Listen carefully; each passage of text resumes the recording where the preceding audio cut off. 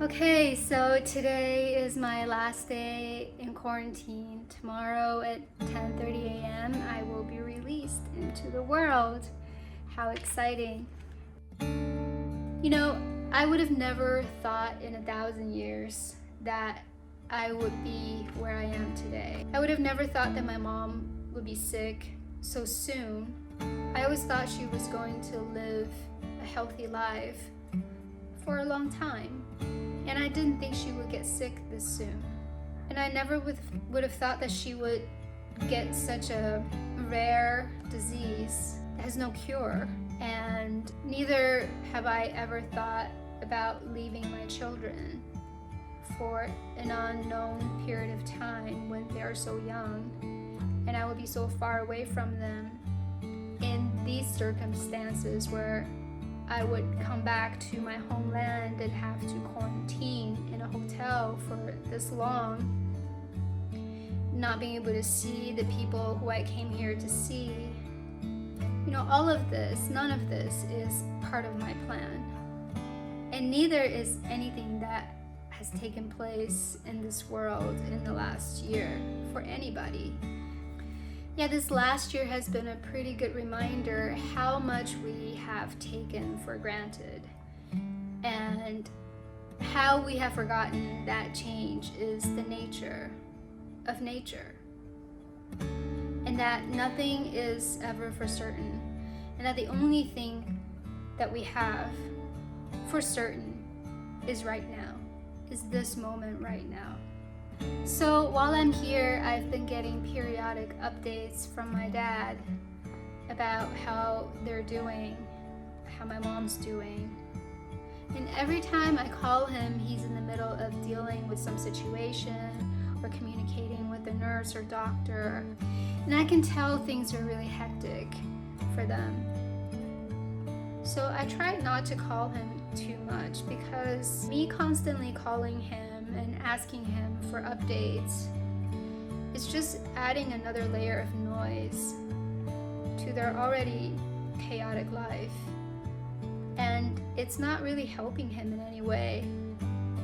It just may make his day even a little more complicated because he has to worry about talking to me.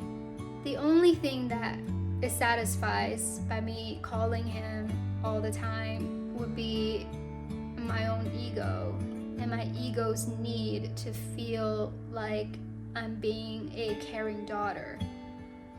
When in reality, calling him all the time is not the most caring thing I can do for them. The best thing I can do for them is to be still and to keep working on myself to become stronger, so that they can see that nothing is going to make me crumble. And they can be honest with me, knowing that I can be a source of strength for them when they are feeling weak. But this is not to say that during the last 13 days I have been in a constant state of peace, and I have just been so content and nothing bothers me. That is far from the truth. I do get washed over by waves of sadness, because after all, I am separated from everyone I love. And it's not easy to have your mom in the hospital going in and out of critical conditions while your kids are so far from you, and when you get on the phone with them, they're crying for mommy. So yes, I do get sad, and yes, I do get emotional. And when those times come, I just accept it, and I'll cry. You know, I cry a lot, actually. I just sit here and I let the tears flow. When I'm done crying, though, I bring myself back to right here and right now. Whatever it is that I'm doing, I try to be there fully, and it has been really, really helpful. We need to be honest with how we're feeling, but we also don't need me to hold on to those feelings for too long. If you don't resist them, they will wash over you like waves in the ocean. And once they're gone, try and go back to a state of neutrality, or what I call level 0. And from there, you can fluctuate again, but always return to 0 to make sure you're not fluctuating too much. I think that's a very important lesson that I have learned in the last 14 days. You know, I haven't always been this way. To be honest, this past year, I have seen the darkest and scariest sides of myself. And I've been places that I hope I would never have to revisit again. And in those times, I hurt the people that love me the most and myself with self-sabotaging, self-destructive thoughts and behaviors. But if you ask me what has changed from then to now, the answer is nothing except myself. The only thing that changed is my beliefs about myself. There wasn't really one thing or a particular event or a particular moment that, where I realized that I was out of that ditch. While I was in these very dark times, I was also having one of the best years of my life. As a family last year, we started to revisit our relationship with nature, and that was extremely helpful. And those times when I was ridden with anxiety, they actually forced me to be more conscious of how I was feeling, and they forced me to focus more on where I was in that moment. So in a way, the hell that I experienced was also a stepping stone to my finding peace. Sometimes pain is our best friend. Yet pain is like a tough love kind of figure that actually has our best interest at heart. And when the pain becomes unbearable, that's often when we make the decision to make changes in our lives. And you're willing to do the work, no matter how hard it is, to make sure you don't ever experience that kind of pain again. So if you're in unbearable pain right now, have faith that it is possible to get out of it. It is possible to change your life, but you do have to work at it. One of the most important changes I made was journaling, or what I would call self-inquiry. Every time I felt off, or triggered, or anxious, I would start writing down my most honest feelings. I would write them down, and then I would start asking myself a series of questions just to dig down to the bottom of it as for why exactly I am feeling that way at that moment. And slowly I started to see a pattern. Almost at the end of every journal entry, the reason for my inflicting pain on myself and others was this core belief about myself that I wasn't enough. I wasn't good enough. I wasn't hardworking enough. I wasn't a good enough mom. I wasn't a good enough wife.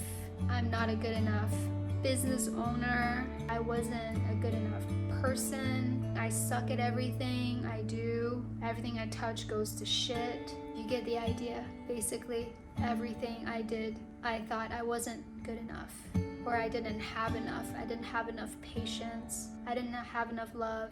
Yeah, that was the belief at my core, was a lack of self-acceptance and self-love.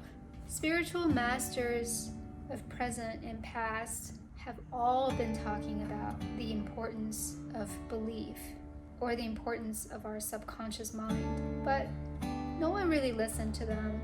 or even understood what exactly they were talking about. I, for one, didn't exactly embody the knowledge until I started to do these self-inquiries and saw for myself just how damaging my own belief about myself was on every aspect of my life. And I realized that this core belief that I wasn't enough has been at play since I was very young, and it's responsible for every single insecurity and resulting behaviors and decisions that I made in my life. And once this became clear, it was as if a ray of sunlight broke through thick clouds. It was like, whoa. And as I continued to self-inquire through journaling and continue to do affirmations to try and change my habitual thought patterns, things really started to shift because my perspective of the world began to change. And as a result, my relationship with other people and with the world began to change.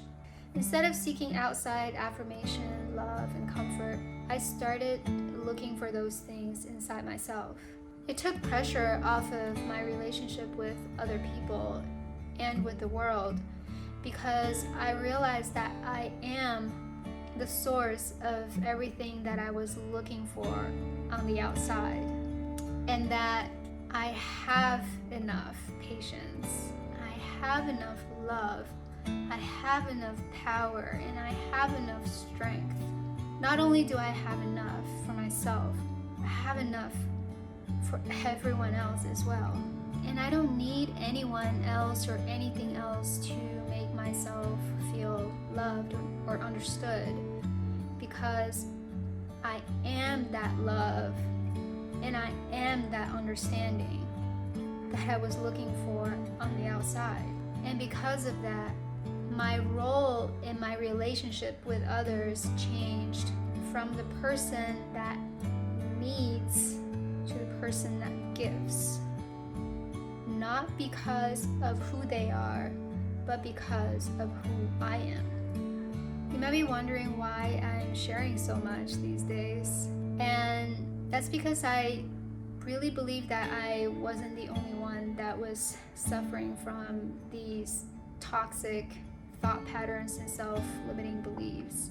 I think everyone is to a certain degree, because we've all been taught at a very young age to do things to impress the outside world, to gain acceptance from the outside world by denying certain parts of ourselves.